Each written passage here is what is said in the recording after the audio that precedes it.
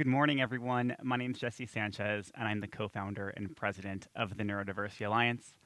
I'm also a husband, a father of three beautiful kiddos, and I'm someone for whom my whole life I've been searching for, and I'm now building authentic communities. But see, I probably shouldn't actually be standing here today. My tale is one, statistically speaking, that's supposed to be a cautionary tale. See, my story begins with my mother, who fled the grip of the drug cartel where my father was a leader. The beginning of our story was one where we were on the constant run, sleeping in cars, living in cheap motels, a world where violence, incarceration, and addiction were not anomalies. They were our everyday norm. So, by the time I was a young teenager, growing up in the San Gabriel Valley, just east of East Los Angeles, when I looked around for role models, I found gang members. These were the young men whom my friends and I looked up to, celebrated, admired. They even became our community. See, when you are fatherless, young, neurodivergent, and you are desperate for belonging, you'll find community, even if that means you have to reinvent yourself wherever it is that you've landed, even if that place is harmful and dangerous.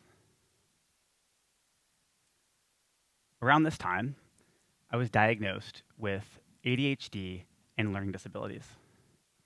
At the time, I didn't really know what to make of that. All I knew was that school was a lot harder for me than it was for a lot of my peers, and I was struggling. Until I started receiving academic accommodations like extended time in a distraction reduced environment for my learning disabilities, and I really started to excel academically. That was the first time I actually encountered an experience where I was treated as someone who was not just broken, but someone who just learned differently. Eventually, I enrolled in my local community college. That's where everything changed. I met fellow students like Mike. Excuse me. An older reentry student, a military veteran. He walked with discipline and humility in a backpack full of wisdom. With students like Mike at my community college, I threw myself into student leadership. Excuse me. I even started volunteering, tutoring and mentoring young students in my local community. I started to believe that the story that I had inherited from multiple generations didn't have to be who I became. Eventually, I transferred to the University of California, Berkeley, my dream school. But when you're neurodivergent, your dreams can sometimes turn into a nightmare. My first semester at Berkeley, I felt like a complete fraud. I looked around at everyone around me, and everyone just seemed smarter, more savvy, and like they belonged. So, in my second semester at Berkeley, I made one of the biggest mistakes that a neurodivergent student can make. I stopped using my academic accommodations. I wanted to do it the quote unquote normal way. See, I felt like I needed to prove to myself that I could do it alone in order to feel like I actually belonged. The result of that semester was that my academic performance tanked. But worse than that, so did my sense of self-worth. That summer, I secured my first professional internship, working for my state senator in the state capitol, which should have been a dream job. But I found myself sitting alone at my desk in the Capitol building, feeling isolated, misunderstood, confused, unraveling. I was barely keeping it together. See, that spring semester prior, in my mind, only served to prove that I really didn't belong, that I was a fraud. And worse, that there was something I didn't understand about my brain other than the fact that it was fundamentally broken. I thought of myself as this defective toy from the toy store. And just in that moment, sitting at my desk, an email changed everything. It was from the UC Berkeley Disability Service Office. It was an invitation for students to apply to launch a youth mentoring program for students with learning disabilities and ADHD at our campus. I clicked yes. Not 10 minutes later, my phone rang on my desk. I answered the call, and on the other line was a voice who asked me, "Tell me about yourself. Why do you want to bring a chapter of our nonprofit's mentoring program to your college?" And I told everything. I talked about the failure, the fear, the sense of inadequacy, and the confusion about my own brain. And the voice on the other end of the line said, "You sound perfect." Go figure, right? He said, "There's one ask.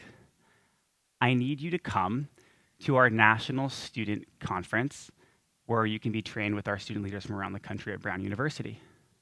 Now, as a starving college student who'd never traveled to the East Coast or had never left my tiny corner of the world, I said, "Sign me up." That weekend at that conference changed my life. I met students from the Ivy League, from community colleges in rural Wyoming, and everywhere in between. Neurodivergent leaders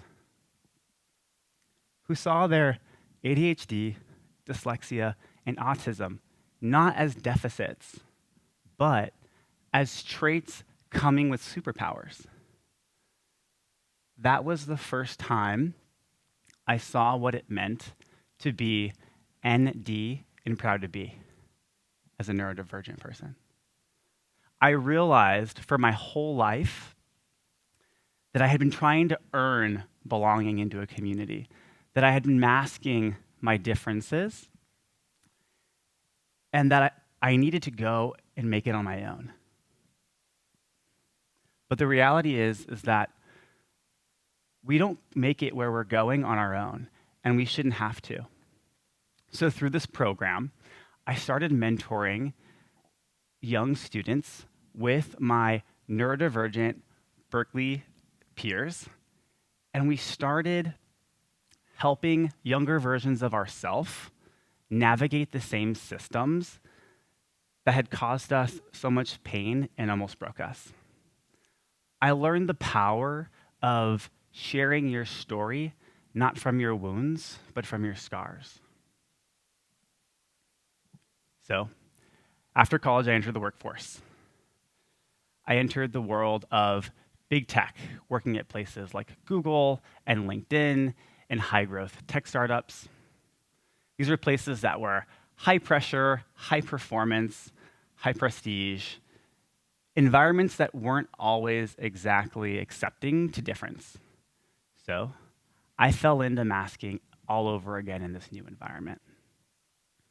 I was chasing success, but I had lost touch with my personal why. After a decade of hustling in the tech industry, I started to remember that summer at Berkeley, that period of emptiness, isolation, and burnout. And I made a decision. I made a decision to return to the community that had saved me and so many others.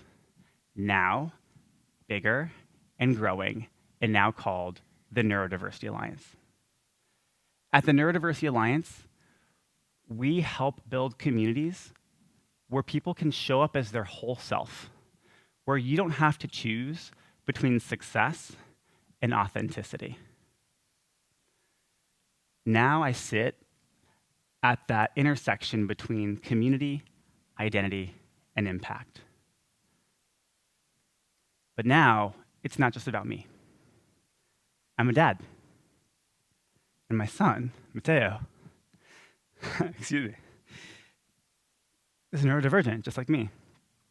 But unlike me, he will not grow up in a home that fears difference. He'll grow up in a home where difference is celebrated. He won't have to go out to the block to meet some big homies because he's got one at home. And that's what this is about. It's not about diagnosis, accommodations. It's about a dignity. It's about fulfilling one's potential. It's about fulfilling families' potentials, organizations' potentials, society's potential. Excuse me while I pull out my accommodation.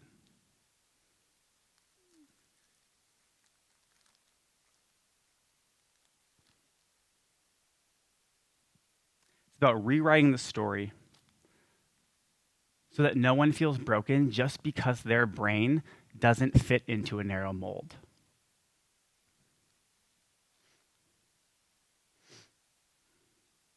See, I'm not defined by my past. I'm not defined by the worst choices of my father, by my own lowest moments. I'm defined by every time I make a choice to get up and try again. See, my story is not just my story. It's the story of billions of people, of young people, students, professionals, parents, and families around the world who are waiting to be seen. So I say to you all, I see you. If you ever feel like you've had to hide who you really are in order to be accepted, this is your invitation to come on out of hiding. If you ever feel like you've been told that you are too much, too intense, too scattered, too forgetful, too sensitive, this is your reminder that the world needs what you bring. So I leave you with this. We do not defy the odds by becoming someone else or putting on masks. We defy the odds by fully owning who we really are. Thank you.